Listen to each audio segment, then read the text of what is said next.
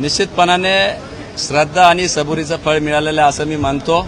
साईबाबांच्या भूमीतूनच मी येतो आणि जे काय मागील विधानसभेच्या वेळेस थांबावं लागलं होतं त्याची पक्षाने दखल घेतली आणि या ठिकाणी खरं तर ती स्वप्नपूर्ती झालेली आहे, वचनपूर्ती झालेली आहे असं मी समजतो।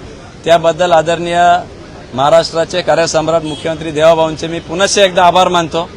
केंद्रीय नेतृत्व अमितभाई शाह साहेबांचे आभार मानतो, तसेच प्रदेशाध्यक्ष आणि कोर कमिटी या सगळ्यांचे आभार मानतो।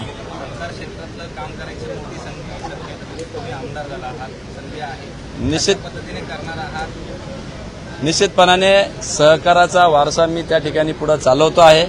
स्वर्गीय माझे आजोबा शंकररावजी कोल्हे साहेब हे अनेक वर्ष सहकारासाठी त्या ठिकाणी महाराष्ट्रभर काम केलेलं आहे, मंत्री म्हणून देखील या महाराष्ट्रामध्ये सेवा दिलेली आहे आणि त्यांचाच वारसा आमच्या मातोश्री असतील, वडील असतील, माजी आमदार कोल्हेताई विपिनदादा कोल्हे यांनी पुढे चालवला आणि तो मला आज देवाभाऊंच्या रूपाने ही संधी परत या ठिकाणी मिळालेली आहे।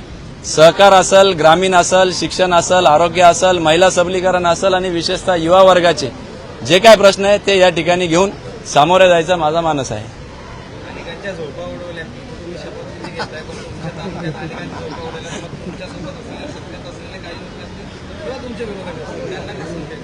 नाही, असं काही कोणी विरोधक नसतो। आमचा काही बांधावरून कोणाशी भांडण नाही, तात्विक वाद आहे आणि त्याच्यामुळे निश्चितपणाने सकारात्मक राजकारण करण्याचा आमचा भर आहे आणि त्या पद्धतीने सकारात्मक दृष्टिकोन ठेवून सगळ्यांशीच जुळून घेऊन जनतेचे प्रश्न सुटण्यास प्राधान्य देऊन त्या ठिकाणी काम करणार आहे।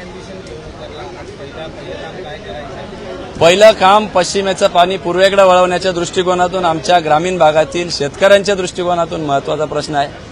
190 टीएमसी पाणी त्या ठिकाणी समुद्राला वाहून जातं, ते जर वळवलं तर नाशिक नगर सहित मराठवाड्याचा दुष्काळ मुक्त होण्यासाठी मदत होणार आहे।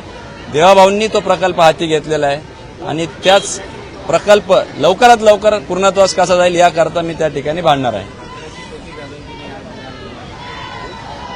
नाही, या टोपीचा अनेक अर्थ आहे, ज्यांचा वारसा मला या ठिकाणी मिळाला असे आमचे आजोबा स्वर्गीय शंकररावजी कोल्हे साहेब। त्याचप्रमाणे ज्या भागाचं मी प्रतिनिधित्व करतो हा ग्रामीण भाग आहे, ज्या क्षेत्राचं मी प्रतिनिधित्व करतो तो सहकार क्षेत्र आहे।